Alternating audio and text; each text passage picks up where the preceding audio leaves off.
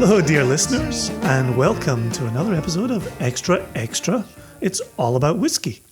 I am your host, Jason Johnston Yellen, and I am joined with the wonderful, delightful, terrific, and very, very orange Joshua Hatton. I am wearing matching family Halloween pajamas. You, sir, are looking like the reason for the season. I feel like the reason for the season. I feel like the result of the season sometimes, but I'm currently feeling like the reason for the season. I look forward to listening back to what you just said because I didn't understand a word of it. Listeners at home are loving it. So on Extra Extra, one or the other of us brings a news story, a whiskey world news story to the other. And we read it in the first half of the episode, and then we riff on it in the second half of the episode. Invariably, when it's my turn to bring the news story, I can't help but shake things up. And today is another day, Joshua, where I intend to shake things up. I'm looking forward to it.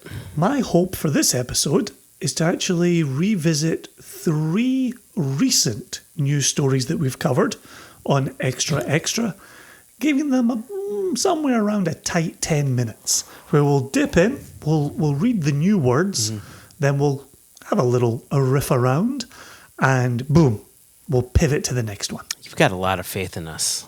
I don't know. We'll see. But I only have faith in it because I know you can do anything. With compliments like that, yes, I can. 10 years of doing this. I know how you work. So let's jump right into it. As I jump right into it, I will dip a little bit into the One Nation Under Whiskey toolbox.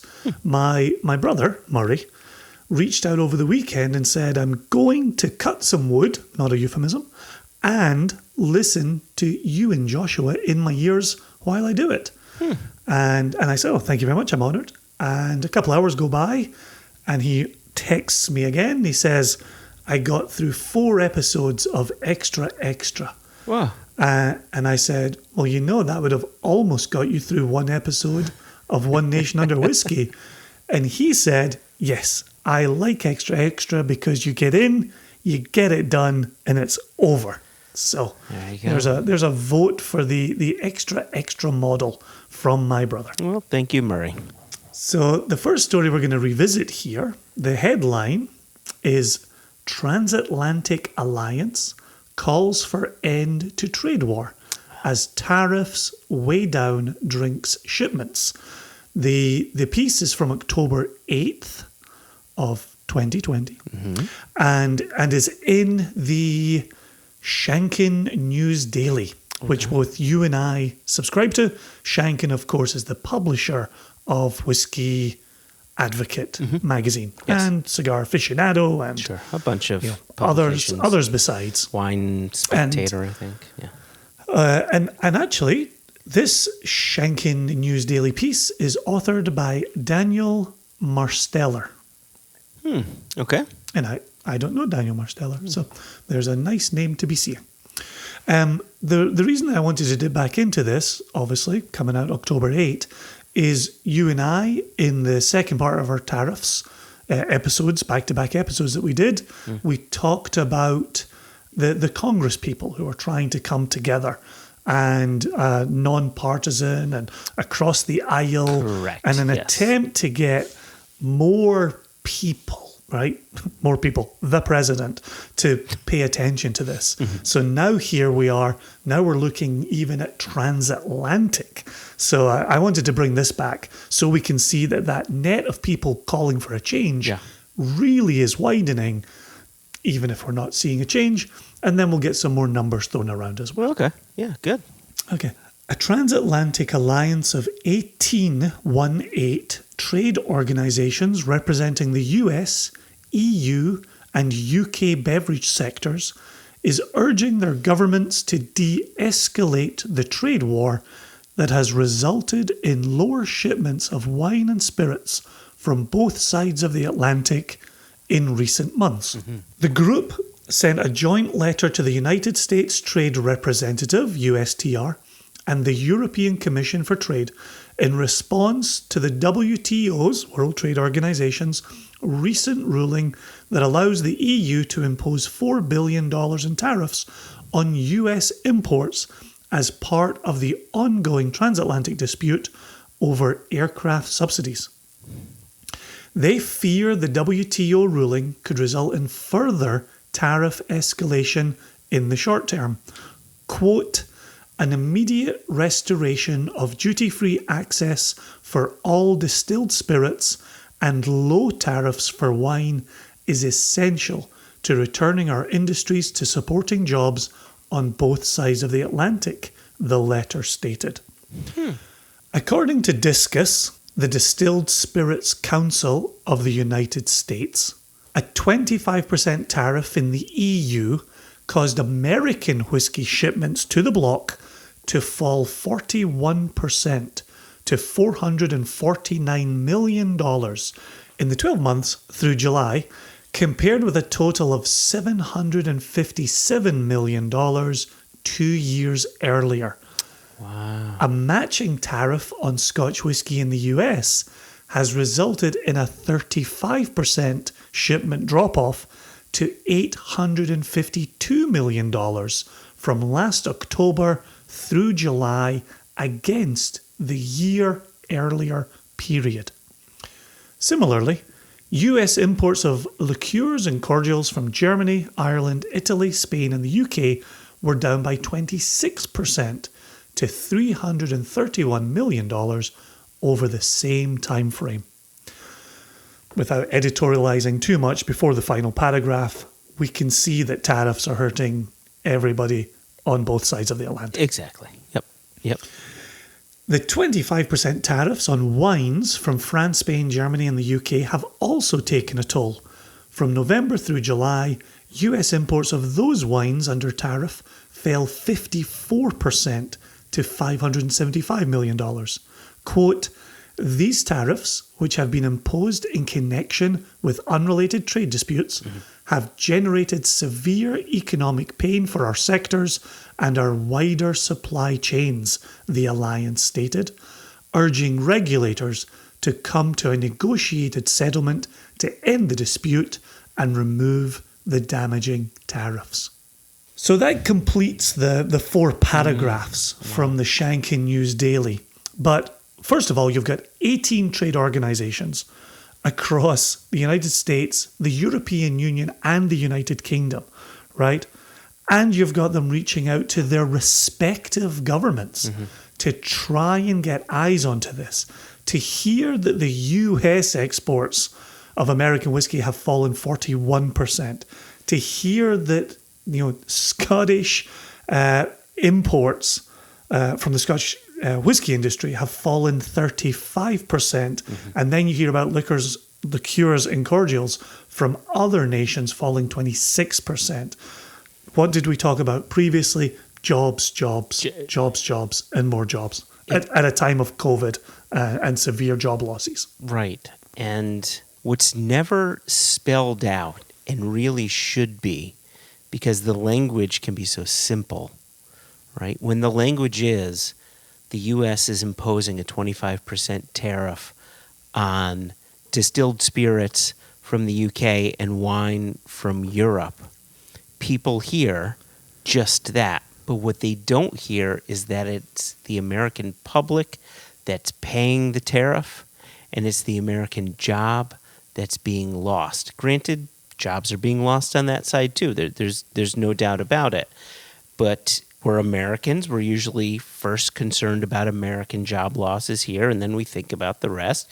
Just as I'm sure in Scotland they would think about their job losses before the next country and so on. And that's never spelled out. And I think that if people understood that very simple concept, people might be more vocal about it beyond those of us within the industry. There was one takeaway from some of those numbers you threw out that really struck me. It specified distilled spirits have the tariffs go away, but wines keep the tariff just lowered. I'd never heard that as a proposal until just now. Yeah, I was surprised to read that part as well. But the other part that surprised me is the announcement that the WTO, the World Trade Organization, approved $4 billion in EU tariffs on US goods in this very same aircraft dispute, right? And so I had to link through it. And an article posted on October 1st, again, in the Shankin News Daily, this time by Shane English, posted on October 1st of this year. The tariff battle between the US and EU has taken a new turn. According to a World Trade Organization ruling, the European Union may impose up to $4 billion in tariffs, $4 billion in tariffs on US goods, following a ruling that deems US subsidies to Boeing Company illegal. Reuters reports that US and EU representatives were informed of the decision last Friday, so the end of September, and that details will be published in the coming weeks. It wasn't that what Airbus was accused of? So it's happening on both sides. So it's a let's call the whole thing off situation to me. Yeah, the article continues. The WTO decision, though substantial, is significantly lower than the $12 billion judgment the EU was seeking, and also lower than the $7.5 billion judgment in favour of the US that the WTO issued last year in a similar dispute about subsidies to European aircraft manufacturer Airbus. According to a report from Reuters, analysts are hopeful that this ruling could end the deadlock between the US and EU and bring the two parties together for meaningful negotiations. In the short term, however, and this leads to the article we just read, US exports of wine and spirits to the EU could be in for further tariff hikes. Wow. Like, this is, it's just getting worse. You know, first there was the $7.5 billion for Airbus. Now there's a $4 billion for Boeing. But, you know, the EU was looking for $12 billion. Meanwhile, while it's all being, you know, hit back and forth across the tennis net, you and I are still paying 25% tariffs. Consumers are still paying 25% tariffs. It's I've never felt more than the little man in the middle than I have this year. Oh yes. Oh yes. And I'm getting so sick of it. It doesn't feel good at all. I want someone to just pass us the ball so we can so it's our turn to move on. Gosh.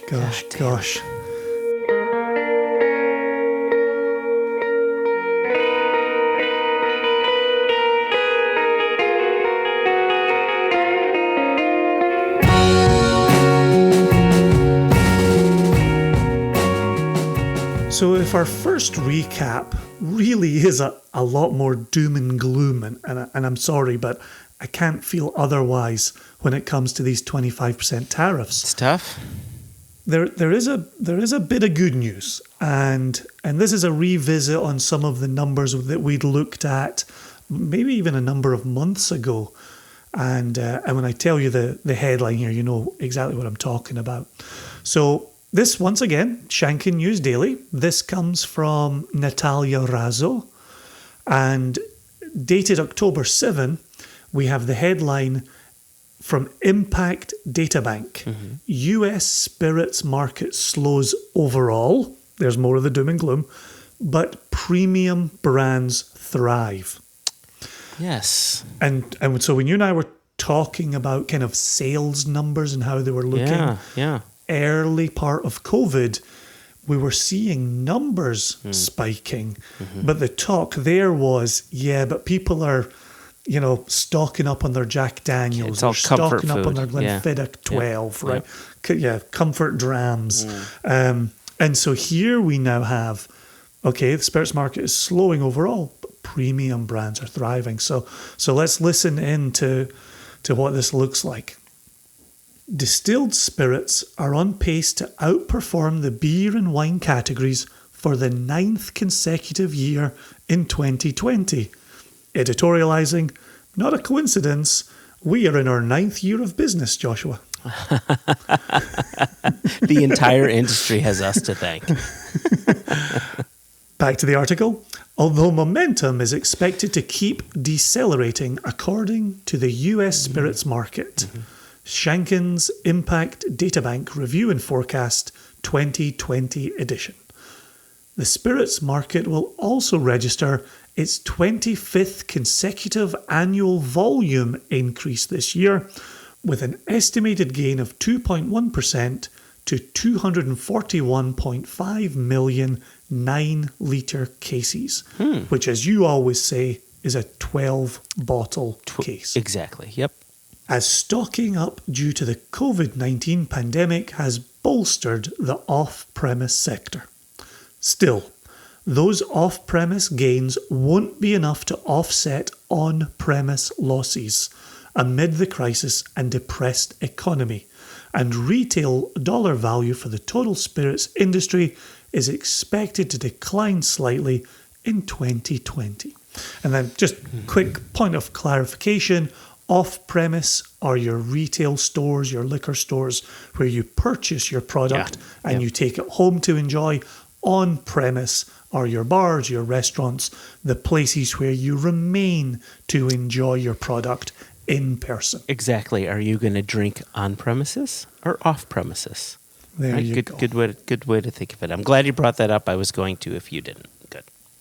Yep. Well, certainly for us, growing up in Scotland, in the UK, the off license was always the name of our liquor store. Yeah. That's where we went to purchase. Okay. And so the off license is the off premise in the United States. Back to the article. High-end labels continue to fuel spirits market growth, with super premium brands, which is $25 and above What? per 750 milliliter bottle. Wait, $25 bottle is considered super premium? Okay. I am nodding my head while rereading to see if I have possibly messed this up. Wow. And I continue to nod my head because that's exactly what it says in the article. Okay. All right. Okay, so super premium brands expected to post further impressive gains moving forward, particularly tequila, cognac, and flavoured whiskies. It's at this point that you realise super premium is in relation to the spirits industry writ large and not you and I occupying the rarefied air of single cask, single malts. Yeah, exactly. So there's other spirits, not just whiskey. Got it. There are, Joshua, and that includes tequila, cognac, and flavoured whiskies, which viewers, if listeners could view me right now, they would see me breaking out in hives each time I say the words flavoured whiskies. Jeez, you just got more. Anywho, bourbon, Irish whiskey, and single malt Scotch whiskey have also recorded significant increases recently. Imported spirits overall crested 100 million cases for the first time last year, according to the 297-page report. Luxury priced, so even beyond super premium, we're now into luxury priced. Interesting. Okay. Yep. Luxury priced Hennessy cognac is expected to surpass 4 million cases for the first time in 2020. Among other luxury spirits, those above $35 per 750 milliliter bottle are two tequila brands, Patron and Don Julio, are also expected to continue easily outperforming the overall market. Other stellar performing labels include Jameson Irish Whiskey, which by year end will have achieved 25 consecutive annual gains, more than any other million case brand. There's some rarefied air. Right. Are you a million case brand? Gosh. So that would be 12 million bottles annually if we're dealing with the 9-litre case. Correct. Oh gosh, here we go. I'm going to say this word again. back to the article, including flavours, Crown Royal Canadian Whisky leads all spirits brands in the US market by retail dollars and surpassed the $2 billion mark. That's billion with a B, $1 billion mark last year, according to Impact Databank. Wow. Among premium priced spirits, $15 to $25 per 750ml bottle. Tito's Vodka from 5th Generation Inc. is expected to become the nation's largest selling brand by volume in 2020, ahead of Smirnoff Vodka, which had been number one for the past 13 years. And then we'll just close it out because we always like a little bit of a forecast here. Looking ahead, the recession and lingering negative impact of the pandemic, as well as fierce competition from other drinks sectors, mainly hard seltzer, will cause overall spirits market growth to keep slowing until at least 2025. And then it says, for more information, check out the US Spirits Market Impact Databank Review and Forecast 2020 edition. You know, what I find so very interesting about this article is, from a whiskey perspective, it's told us nothing new at all. Because what it has done, what I think it's done better than any previous article, is it's actually categorized different drinks by dollar amount. Exactly. Right? And if super premium is now outselling whatever's below $25 a bottle, whatever that category is. Yeah, premium priced. We're living in the same exact world. That's pretty much any bourbon out there. It's and then some. It's, most single malt can't touch that, but a lot of blends can touch that. But then you just go up from there. So our world remains the same, but this article does a better job categorizing how the drinks market has been affected by 2020. Well, and you and I have talked about it plenty. Where if you visit a retailer to do business and you stand at their counter and you're talking about whatever category our bottles occupy, you'll just see a procession of people walking in, picking up a handle of Tito's, checking out, and walking back out the door. Like you and I have commented to one another, boy, oh boy, the movement on Tito's is insane. It's amazing. And to hear it become the number one spirits brand in the United States is not surprising. We've certainly heard rumors about it taking over for Smirnoff for a long time. But even in this world of brown spirits that you and I occupy, all of our industry friends occupy, all the talk of vodka's dead, vodka's where Scotch and whiskey was in the 80s. Tito's is still wiping the floor with brown spirits. It really is. It is still crushing the world of brown spirits. So I'm with you. I like the leaves that they put on the branches of the tree in which we live. Yes. Yep. Very good. I'm glad even though it didn't tell us anything necessarily new, I'm glad you brought it to our attention because it just gives us that better understanding. Right? Well, and that's that was my point with today's episode. This wrinkle that I'm inserting was just to kind of follow up on some things we've been talking about over the last few months. So far, job well done.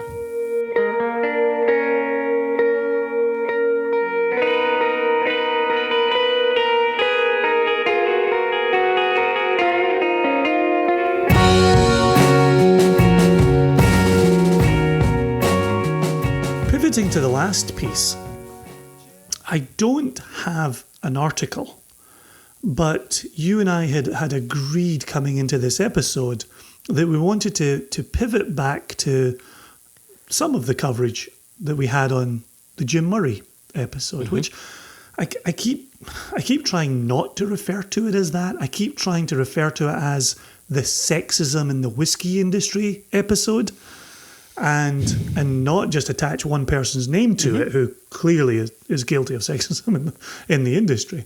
But we got an email from Eddie D'Souza, who is very well known as the head of Milroy's Whiskey Bars. And we did have a chance to hang out with them in London back in January, actually, still in 2020. And it feels like 3 years ago that we last saw him. I know.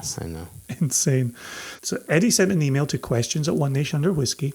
Hey chaps, just getting in contact regarding your podcast. I've been listening to it for a long time and I love it, but never thought of checking the faces behind the voices. After the incredible episode with Will Oldham, I just got sucked into your points of view and told myself, these guys are fucking bosses. Seriously, what a fantastic episode full of great music, great chat, and awesome whiskey. Especially when you mentioned one of my all-time favourite songs, I See a Darkness. Just sublime. Thank you for that. After that episode, I got curious to know about who's behind the voice, and I remembered that you mentioned your single cask nation bottlings. And it popped in my mind that I actually met you guys and served you some whiskey before at Milroy's. You absolute legends. That's classic Eddie. I read that in Eddie's voice and personality. Just letting you know that your extra on Murraygate was absolutely spot on with my thoughts on the man and his unappealing behaviour/writing. I'll keep listening and hopefully get to toast again with you both. Cheers, Eddie D'Souza, head of Milroy's Whiskey Bars. That was so kind of Eddie to reach out. The reason that I wanted to include it is, as you know, I'm not often on the Facebooks, but on one of the posts that you'd put up about the sexism in the whiskey industry episode, got such good industry feedback on that, you know, I cannot help but return to Becky's opening sentence on the Instagram, Facebook post where she says, this may very well draw a lot of negative comments. And I just can't help but think it's been the exact opposite. The industry writ large has embraced this wholeheartedly.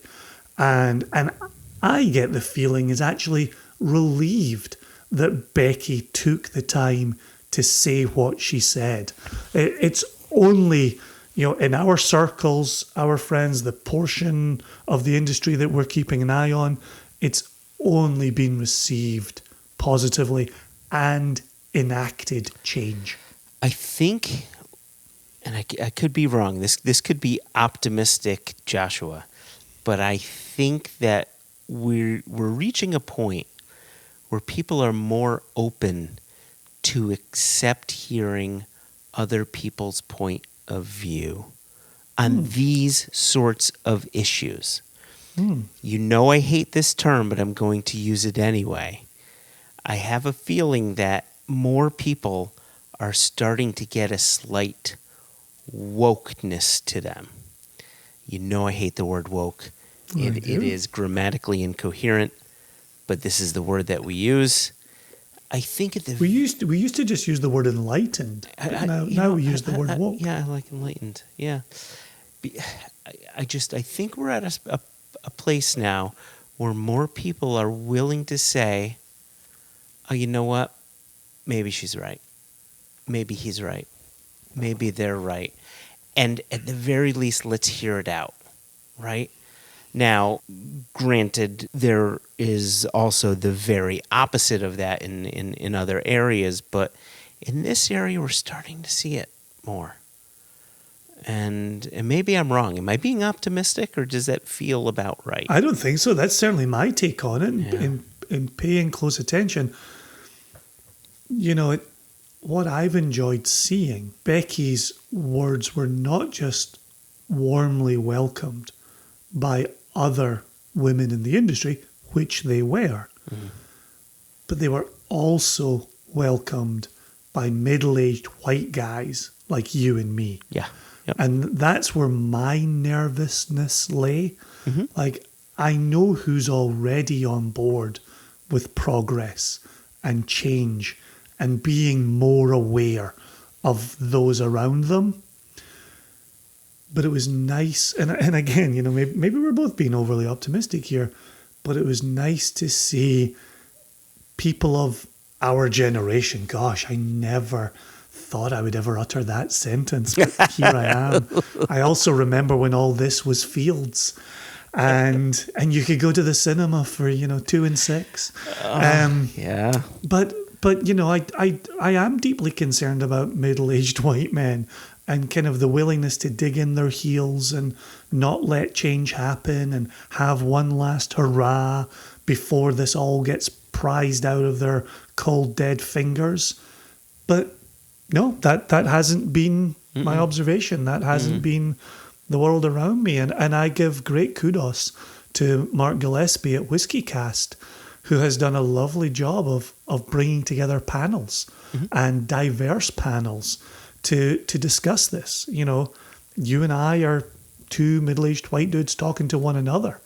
You know, it's great to see more diverse conversations about the future of the industry, and seeing those panels, watching those panels, listening to those panels can't help but fill me with optimism for this industry and this moment of change, both on race and sexism, that whiskey is having this wonderful reckoning. Yep. Long may it continue, and quickly may we evolve. Yeah. We better get out of here on this. That's been a lovely episode, Joshua. Thank you for playing along with me. I think we've recapped and revisited 3 distinctly interesting and important stories from within the whiskey world, the whiskey industry, within which we make our livings. It's always a pleasure chit-chatting with you. It always is, even when sometimes the subject can be a bit depressing. Cheers, my friend. And cheers, listeners. Cheers. See you next time. I've been Jason Johnston Yellen. He's been Joshua Hatton. And we will be back in 2 weeks with another Extra Extra. Cheers. Cheers.